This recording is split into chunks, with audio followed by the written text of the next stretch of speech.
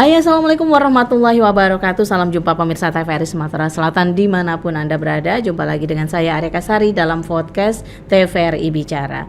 Pemirsa, kita berbicara mengenai kondisi masyarakat Indonesia yang saat ini kita tahu sangat beragam, dari mulai suku, ras, agama, bahkan hingga pandangan politik. Nah, tentu saja ini menjadi tantangan bagi persatuan di era digital saat ini dan juga media sosial.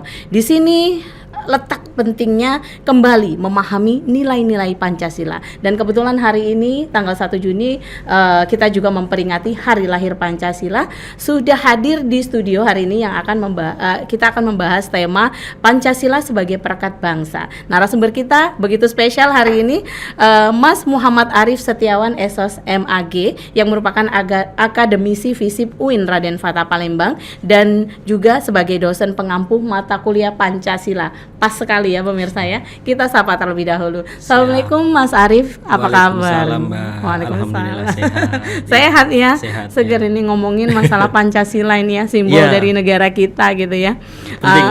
Penting ya, sangat penting sekali untuk khususnya generasi muda ya. Benar. Memahami akan arti sebenarnya, filosofi sebenarnya dari lambang negara kita ini ya. Benar. Pancasila. Mas Arif sendiri, bagaimana melihat posisi Pancasila di tengah dinamika yang saat ini begitu sangat maju di era digital, kemudian juga dengan gempuran-gempuran media sosial ini, gimana Mas Arif melihatnya? Ya, jadi saya ucapkan terima kasih atas kesempatannya hari ini. Tentu hari ini kita melihat Mbak ya, posisi Pancasila di negara kita ini ialah berperan sangat strategis ya di era disrupsi teknologi dan juga kemajuan zaman. Sebab kenapa? Karena Pancasila tersendiri kan sesungguhnya nilai-nilainya itu adalah mengadopsi nilai-nilai luhur. Dan Pancasila itu kan juga nilai-nilai universal yang ditanamkan di dalamnya, sehingga ketika kita melihat kemajuan zaman seperti hari ini, tentu sangat strategis peran Pancasila dalam mengawal persatuan bangsa khususnya seperti itu ya. Jadi posisinya memang perannya sangat strategis. Seperti itu. Apakah ini Pancasila saat ini masih relevan menjadi perekat bangsa di era modern dan digital ini menurut Mas Arif? Iya.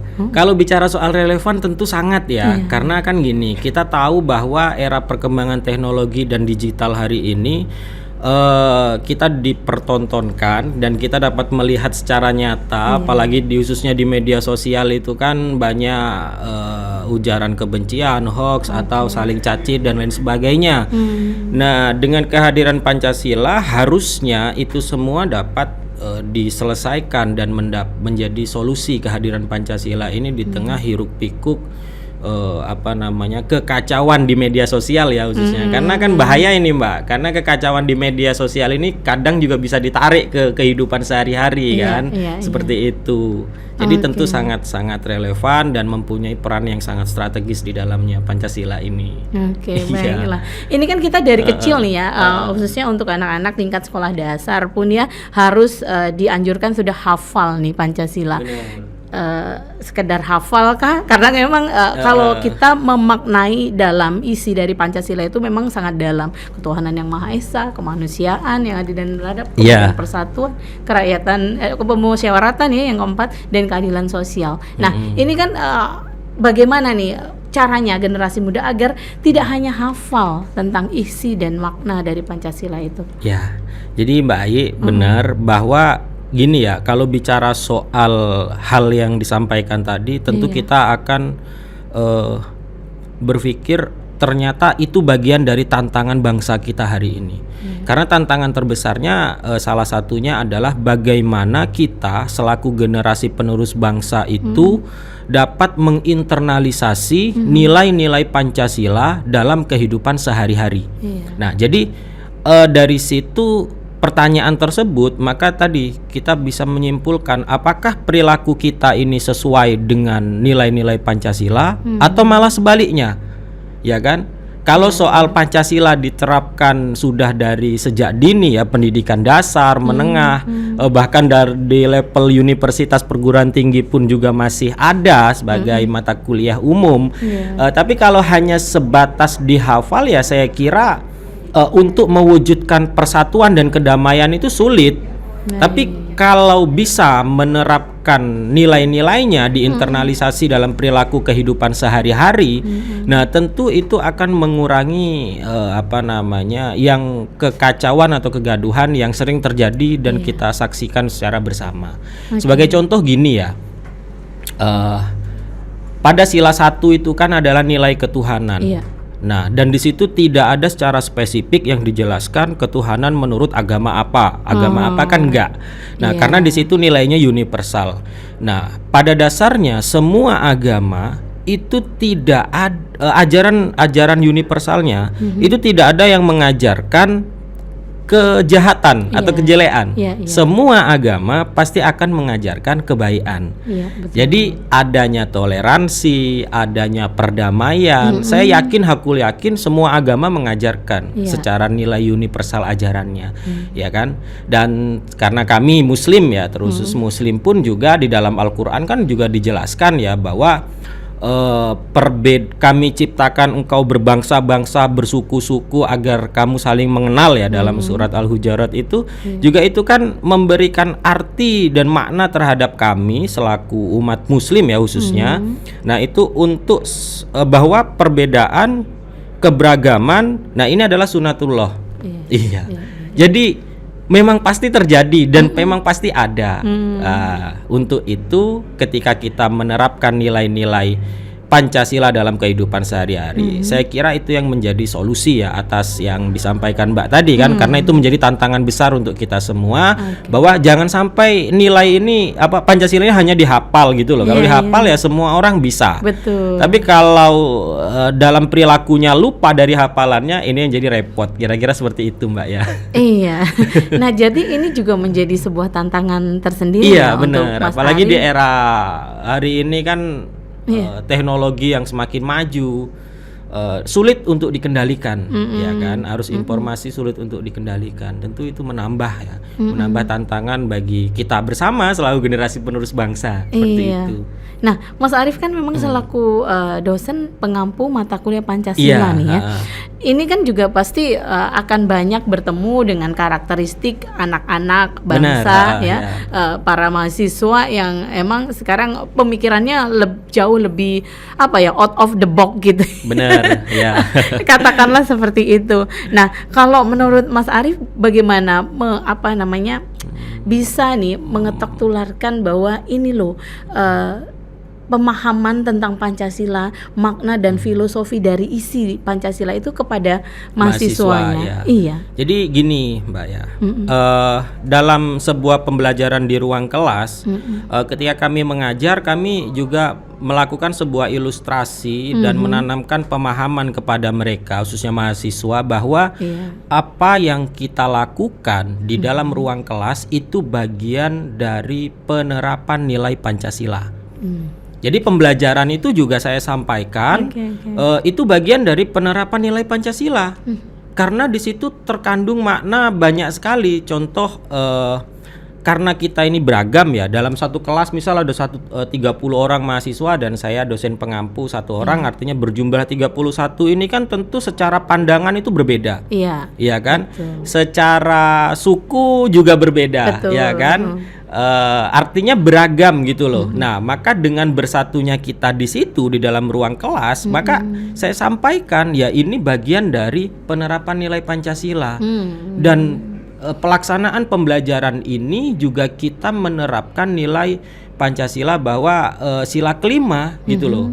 Maksudnya itu kan keadilan sosial bagi seluruh rakyat Indonesia. Jadi adil, semuanya bisa mendapatkan akses informasi, bisa mendapatkan fasilitas pembelajaran, dan dengan saya tidak membedakan antara satu dan satu yang lain antara mahasiswa, itu juga bagian saya mencontohkan bahwa semua orang di mata semua mahasiswa khususnya di mata dosennya itu sama, gak ada perlakuan khusus. Itu juga menurut kami selaku pengampu mata kuliah penerapan dari nilai-nilai Pancasila itu sendiri. Oke, jadi boleh dikatakan juga bahwa nilai-nilai Pancasila itu menjadi suatu perekat suatu bangsa gitu ya. Jadi baik di dalam internal sebuah pembelajaran maupun di eksternal pada kehidupan sosial kemasyarakatan, itu ya menjadi sebuah perekat kebangsaan ya dalam hidup bernegara kita, seperti itu Mbak. Oke. Iya. Ada nggak sih tantangan kalau Mas Arif kan mungkin hidup di era 80-90-an ya dulu waktu kita masih paham dengan apa ketika diajarkan nilai-nilai Pancasila gitu. Kayaknya kalau saya memahaminya tahun 2000-an Mbak. 2000-an ya? Iya. Oke, 2000-an dan kemudian ini di era yang memang penuh dengan tantangan. Ada nggak perbedaan antara kita zaman dulu memahami nilai-nilai Pancasila dengan anak-anak sekarang nih? Benar. Jadi gini, kalau soal perbedaan itu jelas Mbak ya, karena kalau berkaca dari pengalaman kami pribadi, ya saya lahir tahun 90-an, artinya mulai melek dan mulai memahami situasi kebangsaan maupun sosial kemasyarakatan itu ya anggaplah tahun 2000-an. Dengan yang saya lihat dan saya hadapi saat ini tentu cukup ada perbedaan yang signifikan. Khususnya ya yang menjadi pembeda itu adalah ya era disrupsi teknologi ini Mbak. Karena kan dulu gini, di era dulu ya mungkin zaman Mbak juga ya remaja itu kan kita belum mengenal teknologi yang semaju ini, sehingga aktivitas keseharian kita itu sangat mungkin dibentuk oleh lingkungan sekitar. Ya kan? Ya ketika kita berada pada satu sisi lingkungan yang memang baik pada waktu itu, ya pasti insya Allah baik perilaku kita. Ya kan? Kita bisa menerapkan nilai toleransi, kebersamaan dan seterusnya. Nah, tapi hari ini meskipun berada pada satu lingkungan, tapi bisa jadi perilaku kita tidak sebaik di lingkungan tempat kita bergaul seperti itu. Karena apa? Karena ada faktor lain yang bisa mempengaruhi perilaku kita. Faktor lain ya salah satunya teknologi tadi. Iya kan? Karena kita tahu kalau kita misal baca-baca hasil penelitian, ternyata teknologi kemajuan teknologi ini juga bisa menimbulkan seseorang itu menjadi individualistik, ya kan? Kurang peduli terhadap lingkungan sosial. Nah itu juga saya kira bukan bagian dari nilai Pancasila, individualistik dan juga tidak peduli terhadap lingkungan sekitar. Karena Pancasila sebaliknya dari itu. Gitu, Mbak. Ini juga salah satu yang menjadi tantangan bahwa ketika kita hidup di era yang saat ini serba luar biasa dengan kemajuan-kemajuan teknologi, kemudian banyak bermunculan mungkin berita-berita seperti berita-berita hoax atau provokatif yang tidak semua orang kan pasti menangkapnya dengan cara yang berbeda-beda seperti itu. Nah, ujaran kebencian juga gitu ya. Nah, ini bagaimana sebenarnya Pancasila ini dapat menjadi solusi dari hal-hal yang seperti itu tadi, Mas Arif? Jadi gini, itu kan kaitannya terhadap masih relevankah Pancasila hari ini. Nah, maka pasti kita akan mendapat jawaban ya sangat relevan. Dan apa yang Mbak ceritakan tadi adalah bagian dari fenomena yang terjadi hari ini. Nah, maka bagaimana kita menyikapinya, kan seperti itu. Nah, tentu menyikapinya dengan ya kita kembali harus mengingat ya nilai-nilai dari Pancasila tersebut. Jadi generasi muda, generasi penerus bangsa atau ya umumnya masyarakat Indonesia, karena juga konflik juga tidak mengenal usia terkadang Mbak ya, tapi pada akhirnya ya semua harus kembali kepada hitohnya, maksudnya kembali kepada bahwa mengapa sih Pancasila ini lahir, kan seperti itu. Untuk apa kita ini berlandaskan ideologi Pancasila, mengapa Pancasila ini harus menjadi pedoman hidup bangsa Indonesia, tentu kan seperti itu. Nah, maka itu semua untuk menjawab hari ini. Jadi kalau orang memang berketuhanan, pasti dia ketika menerapkan ajaran agamanya tidak akan mungkin melakukan hal yang demikian tadi, melakukan hoax, ujaran kebencian, memprovokasi, ya kan? Kalau soal perbedaan pandangan politik maupun sosial is okay, setiap orang mempunyai pandangannya masing-masing. Tetapi juga ingat bahwa kebebasan mengucapkan pendapat atau pandangannya baik di muka umum maupun media sosial itu juga harus disertai dengan tanggung jawab moral. Ya, jadi betul. kita jangan los gitu loh. Betul. Memang negara kita membolehkan, ya kan? Tapi juga jangan los mau seenaknya saja, ya kan? Kalau bahasa kita misal bahasa orang Jawa, kemudian saya orang Jawa sakarepmu dhewe kira-kira gitu Mbak ya. Ya. Jadi jangan los ya, tetap harus disertai tanggung jawab moral. Maksudnya apa? Tanggung jawab moral itu kira-kira kata-kata saya ini sopan nggak gitu loh. Kira-kira kata-kata saya ini mengandung unsur kebencian nggak, mengadu domba nggak, kira-kira seperti itu. Ya jadi ya silakan saja melakukan pandangannya masing-masing di muka umum, tapi jangan lupa harus disertai tanggung jawab moral, ya, karena itu bagian dari nilai ajaran Pancasila itu sendiri. Nah ini kan yang sebenarnya tanggung jawab moral ini yang harus dimiliki oleh setiap individu. Iya benar. Ya kan Mas ya. Nah ini apa ya? Akan menjadi tanggung jawab siapakah ketika kalau sudah kejadian misalnya generasi salah langkah seperti itu ya, melakukan hal-hal yang memang tidak dianjurkan dalam segi Pancasila, ini bagaimana menjadi tanggung jawab siapakah? Nah pertanyaan besarnya ini gimana nih? Jadi kalau soal bicara tanggung jawab ya, karena kita ini sebagai masyarakat Indonesia yang hidup bernegara, ya tentu yang mempunyai tanggung jawab besar mulanya itu pasti ialah dari level pemerintahan sampai ke pendidikan formal ya, baik perguruan tinggi maupun sekolah, dan juga kami dosen-dosennya maupun guru-gurunya. Karena ya ketika mengampu mata kuliah Pancasila ya itu tentu harus disampaikan soal bagaimana tanggung jawab moral yang harus dimiliki setiap manusia, setiap orang yang hidup di Indonesia. Dari level pemerintah kan tentu mengeluarkan kebijakan bahwa pentingnya untuk dilakukan pembelajaran Pancasila, kira-kira seperti itu. Dengan level kebijakan di kami itu mengimplementasikannya ya dalam bentuk pendidikan. Nah tentu itu menjadi tanggung jawab kita bersama ya, baik dari unsur pemerintahan, akademisi, guru, dan tentunya ketika sudah kejadian ya itu kembali kepada individu. Kan seperti itu, karena gini, bukan bermaksud lepas dari tanggung jawab, tetapi ketika pendidikan itu telah disampaikan dan juga telah diberikan kira-kira ini konsekuensinya, nah maka ketika kita sudah mampu berpikir dan siap menerima konsekuensi, yaitu bagian dari menciptakan keadilan juga.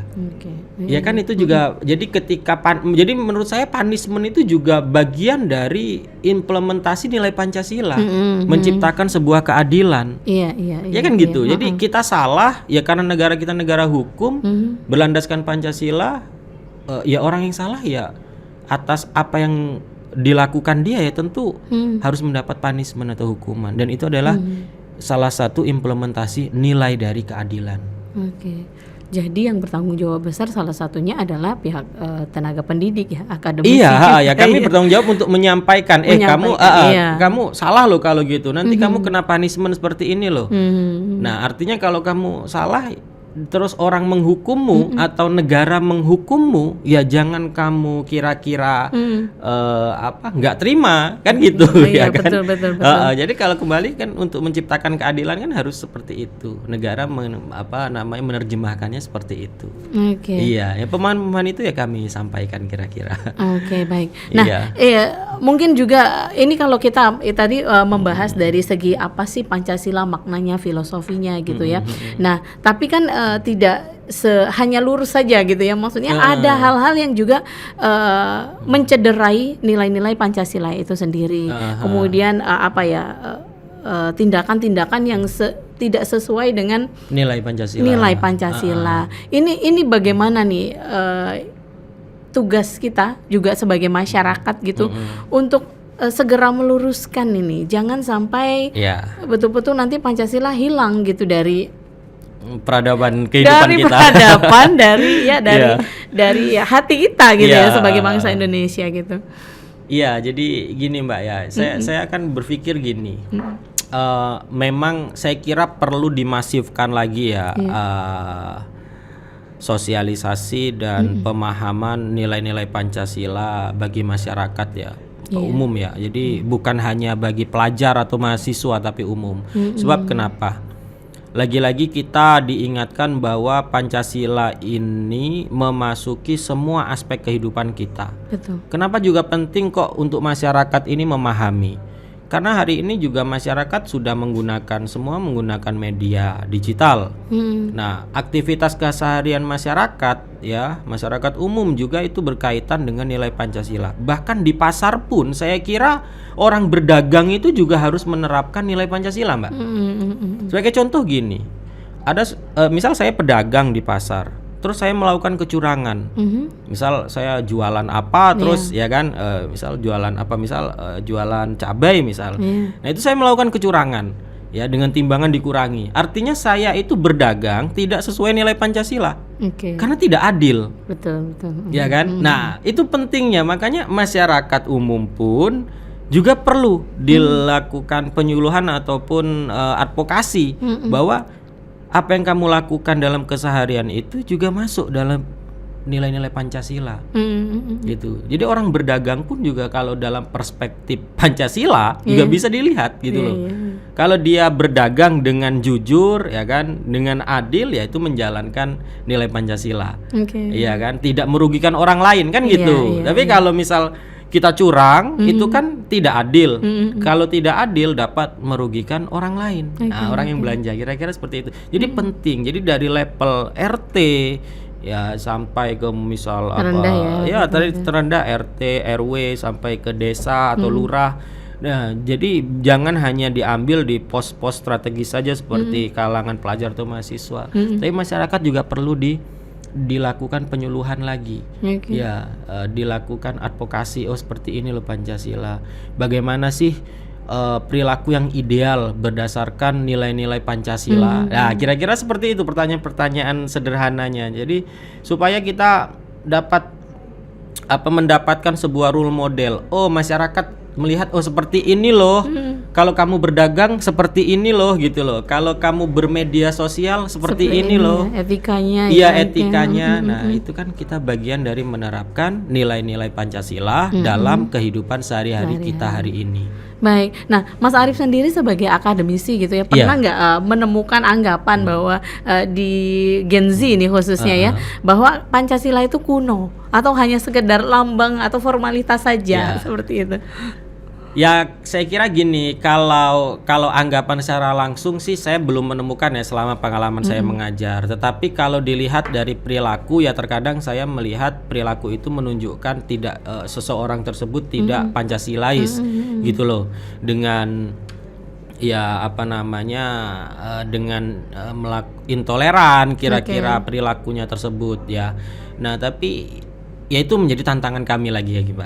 Menjadi tantangan kami untuk bagaimana kami bisa mengingatkan gitu loh, bahwa jangan minta orang lain itu yang harus toleran terus terhadap kita, terhadap perilaku kita, tapi bagaimana diri kita ini dimanapun berada juga harus berusaha beradaptasi dan toleransi terhadap orang lain. Iya, terhadap lingkungan sekitar supaya ya intinya jangan mau kita ini dimengerti terus sekali-kali. Ayo dong kita yang mengerti keadaannya seperti ini dan seterusnya. Ya kan? Jadi supaya seimbang gitu. Itulah tadi nilai toleransi ya. Jadi penting untuk mengangkat nilai itu. Baik, nggak terasa ya kita udah hampir setengah jam ini Mas Arief. Nah, Mas Arief, sebenarnya mungkin pesan singkat dan juga harapan Mas Arief gitu ya untuk khususnya generasi muda saat ini, bagaimana mereka menerapkan dan mengerti nilai filosofi dari Pancasila itu sendiri. Pesan singkat dan harapan. Kalau harapannya tentu seperti ini Mbak ya. Saya berharap kita semakin dewasa ya menyikapi satu keberagaman. Ya, kita harus semakin dewasa dalam menyikapi suatu perbedaan. Harus kita tanamkan bersama bahwa perbedaan yang ada ini adalah hukum alam atau sunatullah. Pasti terjadi. Maka dari itu, ayo sama-sama kita dewasa menyikapinya. Ya kan? Supaya ketika kita dewasa dalam menyikapi, maka kita akan menjadi seorang yang toleran. Iya. Kan seperti itu. Dengan dewasa menyikapi juga kita dapat membangun bangsa ini bersatu. Iya. Ya kan? Jadi karena untuk perekat persatuan bangsa ini tidak hanya selesai di sila ketiga Persatuan Indonesia. Iya. Kan seperti itu. Karena kalau diimplementasi sila ketiga Persatuan Indonesia tapi tidak mengimplementasi nilai ketuhanan, nilai kemanusiaan, nilai kerakyatan, nilai keadilan, ya tentu omong kosong. Betul, persatuan itu. Betul. Maka Persatuan Indonesia ini menjadi garda terdepan dan harus didukung. Iya. Bagaimana mendukungnya? Ya kita dewasa dalam menyikapi perbedaan. Oke. Dan pesan singkatnya, jangan jadi Pancasila itu jangan sekedar dihafal. Betul. Iya, jangan selesai di teori-teori saja. Ayo sama-sama kita terapkan nilai-nilai Pancasila dalam kehidupan kita sehari-hari untuk mewujudkan persatuan bangsa Indonesia. Persatuan Seperti Indonesia. itu. Baik. Ya. Memang sebenarnya kalau memang kita dalami itu makna dari isi Pancasila itu memang tersambung ya, terhubung. Iya, korelasinya semuanya erat ya sekali. Iya, berkorelasi semuanya. Berkorelasi. Baik, saya siap. Terima kasih Mas Siap, Arief sudah sama-sama, hadir Mbak. dalam podcast TVRI Bicara Ya, hari kami juga ini. terima kasih. Dan sekali lagi pemirsa, selamat Hari Lahir Pancasila. Akhirnya saya Areka Sari mewakili kerabat kerja yang bertugas undur diri. Sampai jumpa. Iya. Oke, terima kasih.